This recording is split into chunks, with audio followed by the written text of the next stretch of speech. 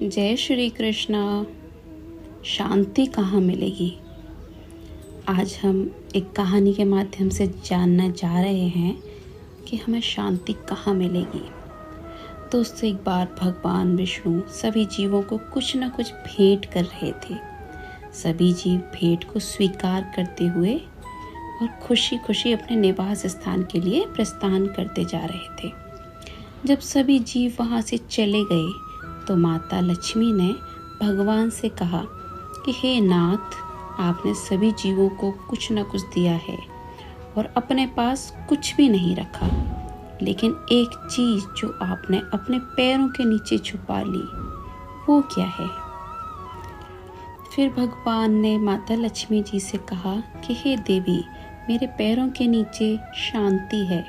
शांति को मैंने किसी को भी नहीं दिया, क्योंकि सुख सुविधाएं तो सभी के पास हो सकती हैं, लेकिन शांति तो किसी दुर्लभ व्यक्ति के पास ही होगी। यह मैं सबको नहीं दे सकता, क्योंकि जो मेरी प्राप्ति के लिए तत्पर होगा और जिसकी चेष्टाएं मुझ तक पहुंचने की होंगी, उसी को ही शांति मिलेगी।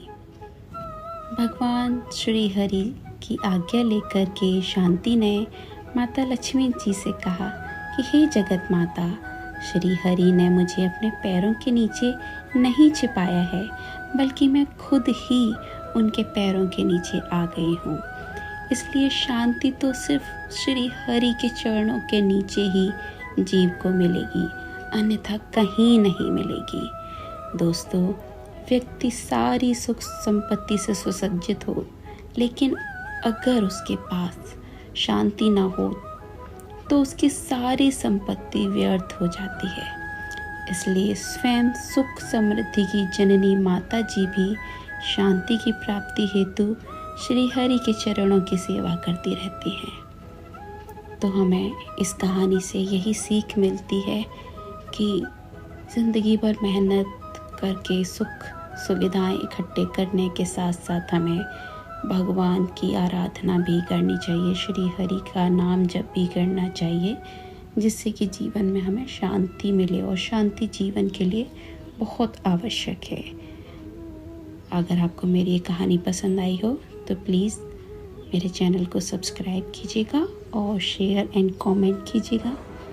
राधे राधे, जय श्री कृष्णा। इस संसार में सबसे बड़ा पाप क्या है? कोई कहेगा असत्य, कोई कहेगा छल, तो कोई कहेगा लालच। नहीं, संसार में सबसे बड़ा पाप है नारी का असम्मान, नारी का मान भंग करना। क्योंकि ये अपराध केवल नारी के शरीर को ही नहीं, उसके मन, उसकी आत्मा पर भी प्रहार करता है। फिर प्रश्न ये उठते हैं कि जिसने भी ये पाप किए उसे दंड क्या दिया जाए? तो कोई कहेगा कि शारीरिक पीड़ा, कोई कहेगा मृत्यु दंड। किंतु इस अपराध का दंड निश्चित करने से पूर्व क्या ये जानना महत्वपूर्ण नहीं है कि अपराधी है कौन? अब आप कहेंगे, सरल सी बात है, वही पुरुष जिसने स्त्री का मान भंग किया। तो क्या यह पूर्णतः सत्य है, या स्वयं के अपमान के लिए, स्वयं के सम्मान को खोने के लिए कभी कभी नारी स्वयं उत्तरदायी नहीं हो सकती? सोच के देखिए। सम्मान खोने से बचने के लिए पहले सम्मान की सीमा पर दृष्टि रखना आवश्यक है। रावण सीता का अपहरण इसीलिए कर पाया क्योंकि सीता ने भोलेपन के कारण रावण का उस सीमा को लांघना सरल कर दिया। किंतु अगर आपने देखा हो,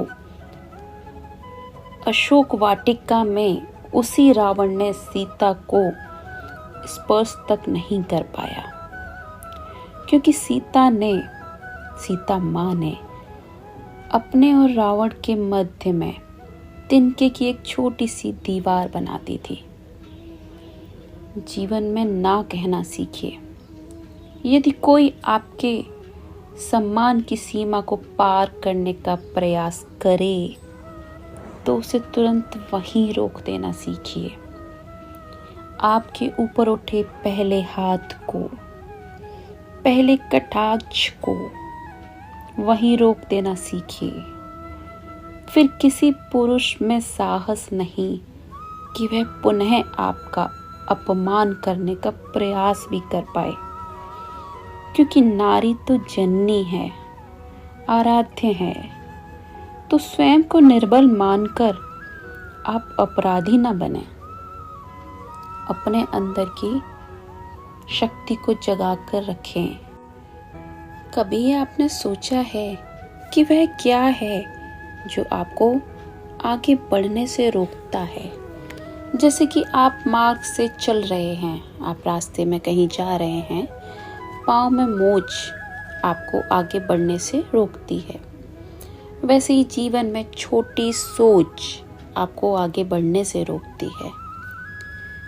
देखिए, यदि एक चाक है जो टूटा हुआ है, जो आपको मिट्टी के पात्र नहीं बना के देता, आप उस पर टूटे हुए चाक पर कोई भी पात्र नहीं बना सकते, उसी प्रकार किसी से ईर्ष्या करना आपको महान नहीं बनने देता। मैं ऊंचा हूँ और वह नीचा है, यह विचार कभी आपको ऊपर उठने नहीं देगा। ये मन के सारे विकार, ईर्ष्या, मोह, लोभ, लालच, ये सब निकाल कर खुद की सोच को बड़ा कीजिए, सकारात्मकता लाइए और पूर्ण समर्पण से काम करते जाइए। महानता और सफलता दोनों आपके कदम चूमेंगी। आपने कभी कमल के फूल को देखा है? उसकी एक विशेष बात होती है, जल का स्तर कितना भी बढ़ जाए, ये फूल हमेशा जल स्तर के ऊपर ही रहेगा। और इसका कारण है उसकी वो नाल। जैसे जैसे जल स्तर बढ़ता है, वैसे वैसे उसकी वो नाल भी बढ़ती जाती है और इस फूल को हमेशा जल के ऊपर रखती है, कभी जल के अंदर डूबने नहीं देती। किंतु जब आपने देखा हो, अगर जल स्तर घटता है, पानी कम हो जाता है, तालाब सूख जाता है, तो ये नाल घट नहीं पाती है और फिर स्वयं के साथ ही उस फूल का भी विनाश कर देती है, उस फूल को भी समाप्त कर देती है। मनुष्य के साथ भी यही होता है। जैसे जैसे मनुष्य समृद्ध होता जाता है, वैसे वैसे उसका जीवन स्तर बढ़ता जाता है। उसकी अपेक्षाएं, उसकी आवश्यकताएं बढ़ती जाती हैं। किंतु जब कभी जीवन में संपन्नता घटने लगती है, उसकी आवश्यकताएं कम नहीं हो पाती और फिर इसी कमल के पुष्प की भांति मनुष्य भी टूट जाता है। तो फिर क्या करें? क्या किया जाए? इस परिस्थिति में जीवन स्तर बढ़ाना छोड़ दें? कभी नहीं। जीवन स्तर बढ़ाना छोड़े नहीं, किंतु जीवन स्तर बढ़ाने के साथ साथ ही अपनी आत्मशक्ति को सुदृढ़ करें। संकट के समय आने पर आप अपना जीवन कैसे व्यतीत करेंगे, इसका अभ्यास करें, क्योंकि जीवन का स्तर और जल का स्तर ये तो हमेशा घटते बढ़ते रहेंगे। ये आप पर निर्भर करता है कि आप इन दोनों के बीच का तालमेल कैसे सुनिश्चित करते हैं। हमें अपनी आवश्यकताएं पूरी करनी चाहिए, उसके लिए मेहनत करनी चाहिए, लेकिन हमें हमेशा अपने बुरे वक्त या कभी परिस्थितियां अनुकूल ना हो, उस समय के हिसाब से भी खुद को, अपने परिवार को ढाल कर रखना चाहिए कि कैसा भी समय हो, हम उसे आराम से निकाल सकते हैं। एक गैया और एक बछड़े में कैसा संबंध होता है? एक गैया अपने बछड़े को जब पुकार लगाती है और बछड़ा सहस्त्र गायों में से अपनी मैया का स्वर पहचान लेता है और अपनी माता से आकर लिपट जाता है। मित्रों, कुछ ऐसा ही संबंध आपके कर्म और आपके कर्म फल का है। अब जो कर्म करेंगे, आपके कर्म फल को पुकार लगाएंगे और आपका कर्म फल कहीं न कहीं से आपको ढूंढते हुए आपके पास आकर आपसे लिपट जाएगा। तो सही तो यही होगा कि आप सत्कर्म करें, क्योंकि एक बार को ईश्वर भले ही आपकी भूल के लिए आपको क्षमा कर दें, किंतु आपके कर्म कभी नहीं करेंगे। तो यदि आप दुष्कर्म करने वाले हैं तो आप समझ जाइए, और अगर आप सुकर्म करने वाले हैं तो आप समझ जाएंगे। जो भी आपका कर्म होगा, आपका फल आपके पास अवश्य आएगा। आज नहीं तो कल, नहीं तो कुछ समय बाद अवश्य आएगा। हम सब कभी न कभी जीवन में ईश्वर से कुछ न कुछ मांगते हैं, और ईश्वर जब हमारी इच्छा पूर्ण कर देते हैं तो हम बड़े प्रसन्न होते हैं। जब ईश्वर हमारी मनोकामना पूर्ण नहीं करते, तब हम सोचते हैं, संदेह करते हैं कि क्या सच में ईश्वर है। आपको एक बात बतानी है, यदि आपने ईश्वर के समक्ष कोई इच्छा रखी और ईश्वर ने वह पूर्ण कर दी, इसका अर्थ है कि ईश्वर जानते हैं कि आपको उसकी आवश्यकता है। किंतु यदि आपने कामना की है और वह पूर्ण नहीं हुई, तो बस इतना स्मरण रखिए, ईश्वर वह सब देख सकते हैं जो आप देख नहीं सकते।